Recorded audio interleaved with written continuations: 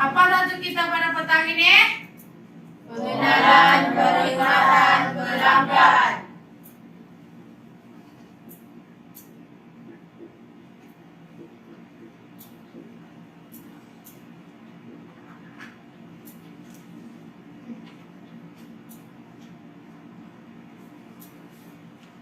Sebelum itu, Miss mau tanya, siapa pernah kerja sebagai customer service ataupun perkhidmatan pelanggan?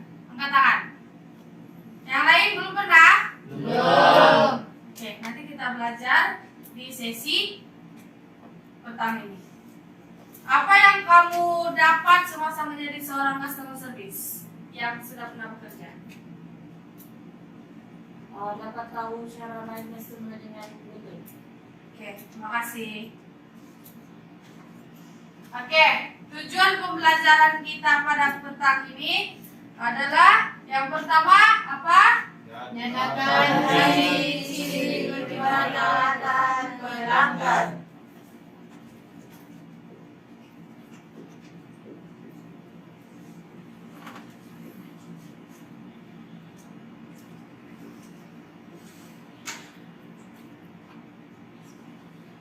Yang kedua, Terangkan pengurusan perhubungan pelanggan.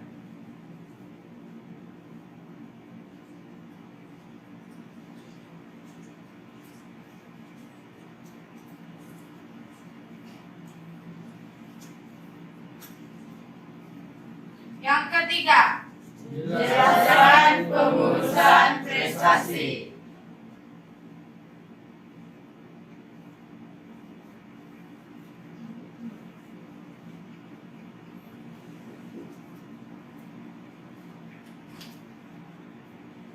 oke.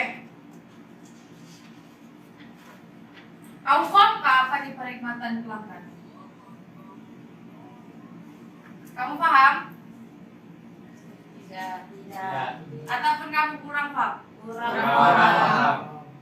Oke.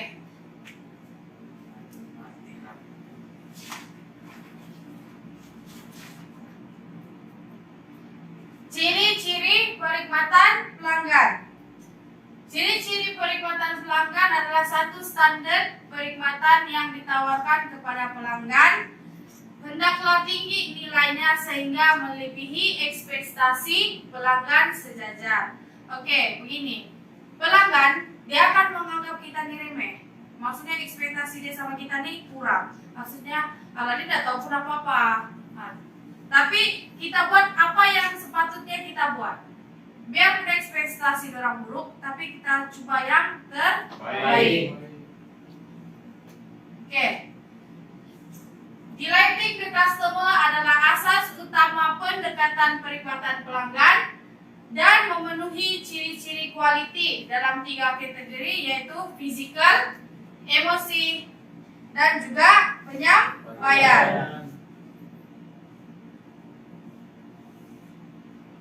Oke, di dalam penyampaian ada kepercayaan, yaitu menawarkan perkhidmatan yang konsisten kepada pelanggan dari segi quality dan menepati piagam yang ditetapkan. Maksudnya, kamu menawarkan perkhidmatan secara mendatar ataupun secara menyeluruh kepada pelanggan dari segi quality dan juga menetap piawai ataupun piagam pelanggan. Kita kan ada moto, paham? Jadi dia kena menepati standar piagam pelanggan. Yang kedua adalah responsif, yaitu menyampaikan perkhidmatan yang responsif yang memenuhi ciri-ciri seperti cepat memberi respon kepada mereka ataupun kepada semua urusan pelanggan dan memaklumkan perkembangan sehingga urusan selesai. Kamu bagi respon lah. Kalau kamu punya pelanggan itu bagi tahu tanya ataupun bagi tahu kamu ataupun mau tahu arah, tangan kamu cakap. Kalau dia tanya di mana tandas, kamu yang mau sana. Boleh kamu begitu? Tidak. Yang ketiga, menepati masa. Menyampaikan perkhidmatan dan maklumat yang tepat dan betul untuk memudahkan urusan pelanggan. Maksudnya kamu bagi tahu maklumat yang betul ataupun yang tepat untuk memudahkan urusan mereka. Yang keempat adalah mudah diperoleh. Menyediakan perkhidmatan yang mudah diperoleh dan pelanggan tidak perlu menunggu lama atau bersusah payah ke lokasi yang jauh untuk mendapatkan perkhidmatan. Contohnya, customer kamu ini dia minta sesuatu barang. Kamu dorong tunggu lama, kamu terus bagi tahu ataupun maklumat yang dorong mau tuh kamu terus bagi tahu supaya dorong tidak payah tunggu lama. Supaya tunggu apa? Tunggu lama. Oke. Yang keenam, mudah difahami. Menyediakan arahan, borang, panduan perkhidmatan dan maklumat berkaitan yang mudah difahami serta tidak mengelirukan pelanggan. Oke, kalau kita menyediakan borang, kita mesti buat satu borang yang tidak mengelirukan pelanggan kita. Contoh, borang aduk. Yang kedua, borang apa? Borang apa?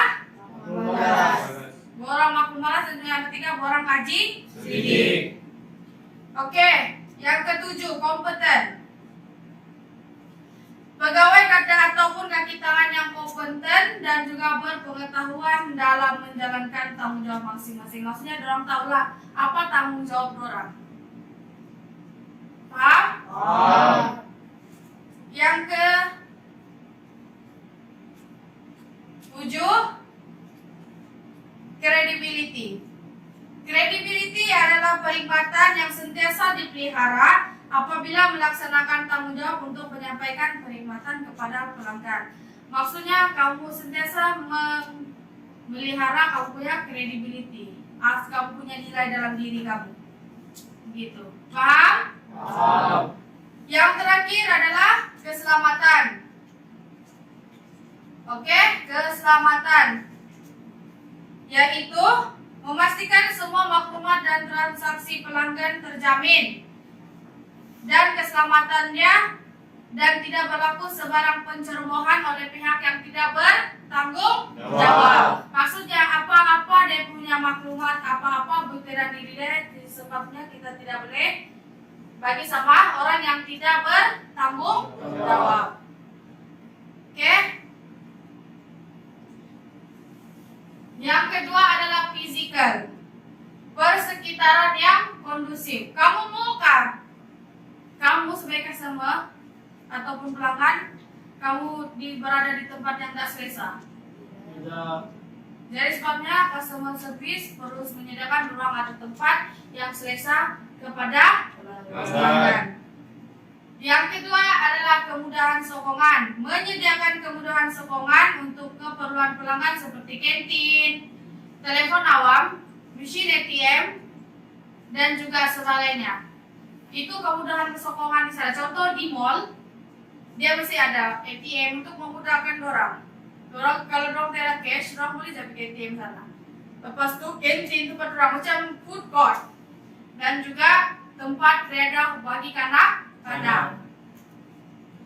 Yang ketiga adalah emosi, mesra dan adil.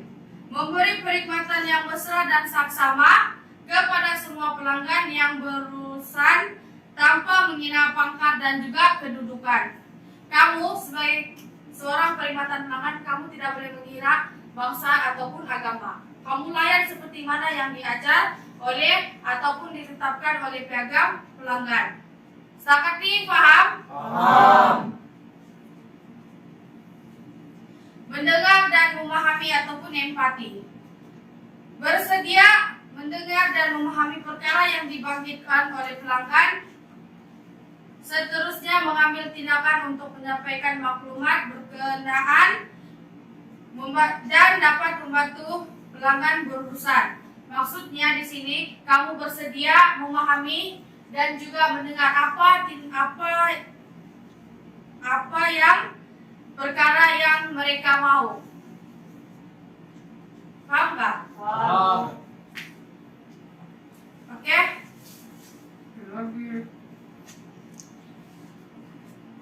Seterusnya adalah pengurusan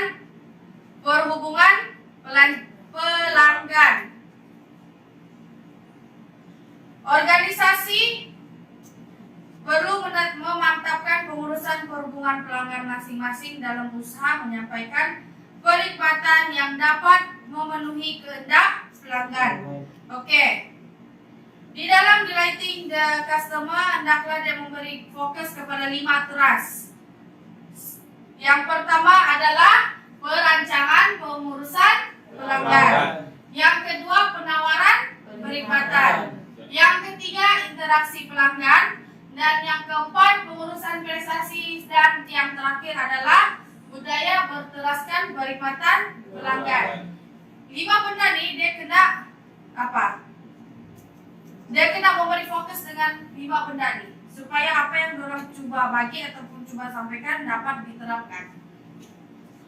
Oke, perancangan pengurusan pelanggan. Kita tengok.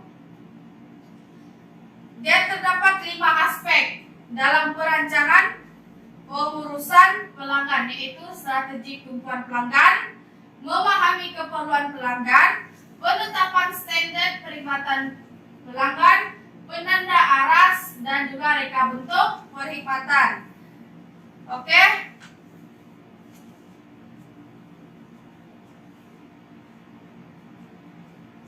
Penawaran perkhidmatan. Yang pertama, unit tetap pengurusan perhubungan pelanggan. Yang kedua, teknologi. Yang ketiga, pengurusan premis. Dan juga yang keempat adalah saluran perkhidmatan. Interaksi pelanggan.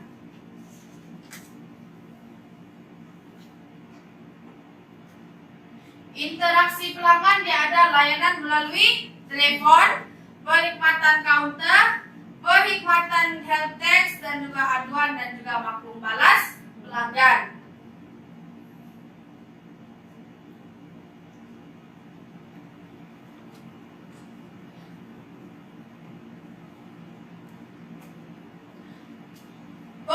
Oke, sudah kita habis di bagian pengurusan perhubungan pelanggan. Sekarang kita masuk kepada pengurusan prestasi. Pengurusan prestasi adalah satu aspek yang perlu diberi perhatian ke arah memastikan tahap perkhidmatan pelanggan yang berkesan. Antara aspek-aspeknya adalah pemantauan. Yang kedua apa? Yang ketiga, mekanisme pelaporan. Oke, misalkan terangkan satu persatu. Dari segi pemantauan ke arah kualiti perkhidmatan pelanggan perlu dilaksanakan bagi memastikan tahap perkhidmatan yang diberikan kepada pelanggan adalah meresponsif, cekap, dan juga berkesan. Aktiviti pemantauan boleh dibuat dengan cara melantik penyelia atau pegawai berpengalaman sebagai pakar rujuk bagi memastikan urusan perkhidmatan berjalan dengan lancar sepanjang masa. Maksudnya bila ada pemantauan ataupun kamu lantik seorang penyelia atau pegawai yang bertugas, dorang boleh memantau apapun aktiviti kamu semua. Boleh? Boleh. Sepakat dipaham? Paham. Oke, yang kedua, penilaian prestasi perkhidmatan. Penilaian prestasi perkhidmatan dilakukan secara berkala.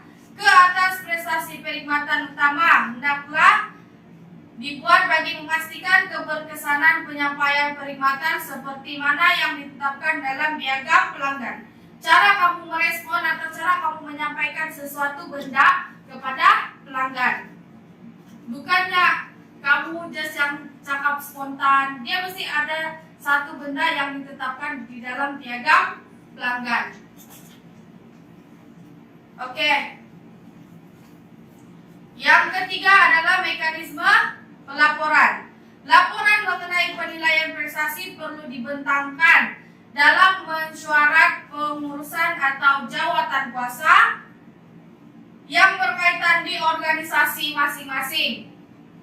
Sekurang-kurangnya 4 kali setahun. Maksudnya kamu ada buat laporan tahunan dan itu mesti buagi ataupun dibentangkan selama 4 kali. Oke, laporan ini kamu bentang selama 4 kali dalam setahun.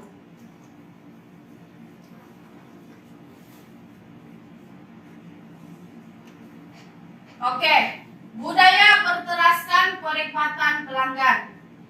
Menerapkan budaya berteraskan perkhidmatan pelanggan secara menyeluruh di semua lapisan dalam organisasi akan menyumbang kepada pengurusan perhubungan pelanggan yang cekap dan berkesan. Antara dua aspek yang perlu diberi perhatian dalam merealisasikan usaha ini adalah pertama latihan, yang kedua perkongsian pengetahuan dan juga maklumat.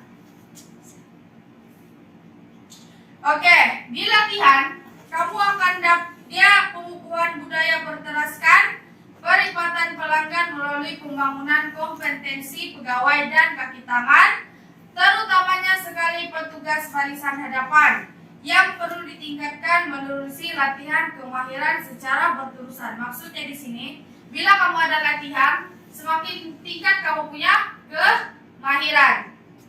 Kalau tidak ada latihan, dia meningkatkah kamu punya kemahiran? Tidak kan?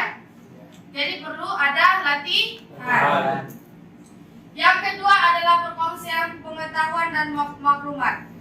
Budaya berteraskan perkhidmatan pelanggan turut merangkumi perkongsian pengetahuan dan maklumat mengenai pengurusan perhubungan pelanggan.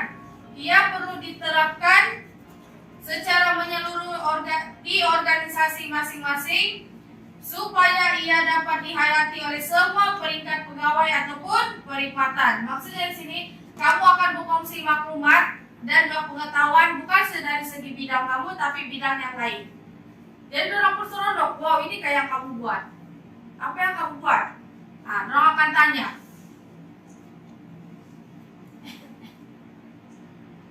Oke, sekarang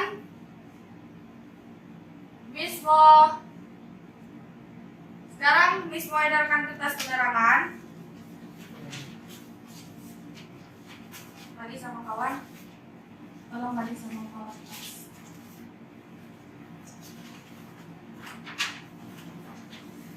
Oke. Baca selama 5 menit. Lepas itu kita ada sesi soal jawab. Ada yang tidak paham di sini? Apa yang Miss coba terangkan tadi? Ada apa-apa soalan kamu? Angkat tangan dan jawab ya. Apa yang dimaksudkan dengan kredibilitas? Nilai dalam diri kamu. Dia kena kompeten. Bila kamu tidak kompeten, maksudnya tidak nilai dalam diri kamu. Paham? Yang lain paham? Paham. Oke, lagi? Ya. Apa yang ada dalam penyampaian tadi? Kepercayaan, responsif, keselamatan, credibility, dan banyak lagi. Oke, sekarang Miss mau tanya. Angkat tangan dan jawab. Boleh? Boleh. Apa maksud ciri-ciri perkhidmatan pelanggan? Apa yang kamu paham tentang ciri-ciri perkhidmatan pelanggan?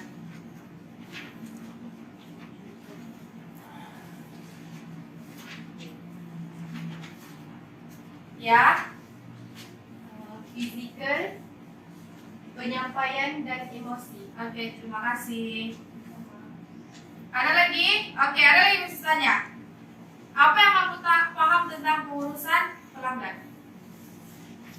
Ya, Semua staf mesti bagi kerjasama untuk berinteraksi dengan customer dengan baik. oke, terima kasih. Oke, sekarang Miss rasa kamu paham. Kamu sudah baca kertas penerangan? Apa yang di dalam kertas penerangan itu dia lebih detail daripada slide yang Miss buat. Oke, sekarang Miss akan menyerahkan kertas tugasan. Jawab tugasan tentang apa yang kamu pelajari sebentar tadi. Boleh? Boleh. Oke, Miss bagi masa kamu 5 menit untuk menjawab.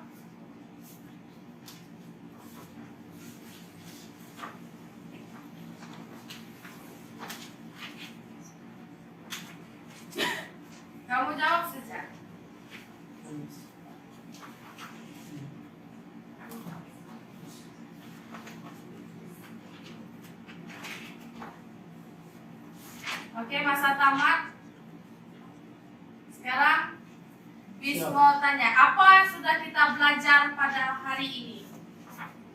Yang pertama kita sudah belajar, kamu sudah tahu apa itu ciri-ciri perikmatan Pelanggan. Oke. Yang kedua kita sudah tahu tentang pengurusan perhubungan pelanggan. Dan yang ketiga kita sudah tahu pengurusan Oke. Tajuk seterusnya kamu boleh search ini tajuk seterusnya, oke? Tajuk seterusnya adalah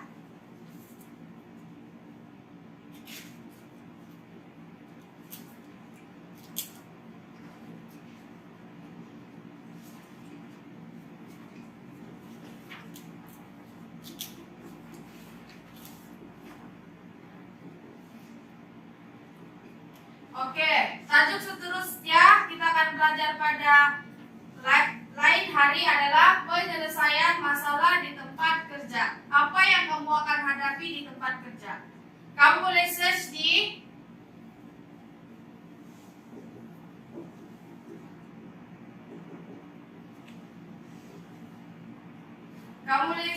www.jpk.com.my supaya kamu lebih paham. Jadi di kelas seterusnya misalkan tanya, jadi kamu boleh jawab.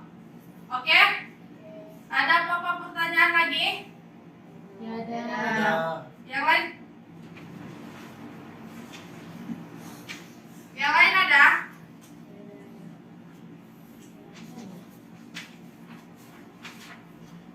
Ada apa-apa lagi? Boleh terangkan balik tuh berkenaan mendapati masa. Oke. Bila ada maklumat yang coba disampaikan kepada kamu, kamu kena bagi dengan secara konsisten ataupun dengan mendapati masa. Bukannya kamu buat orang ataupun customer kamu tunggu-tunggu. Yang lain?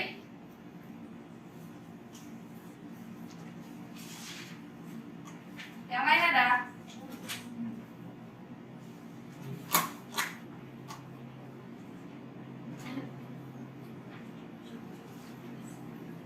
Bisa ya? Ya. Interaksi pelanggan itu cuman ya? Cara kau berinteraksi dengan pelanggan. Sekarang ini kan kita berinteraksi. Oh. Begitu. Jadi itulah cara. Kan kita sudah belajar, ya. Cara kau berkomunikasi dengan pelanggan.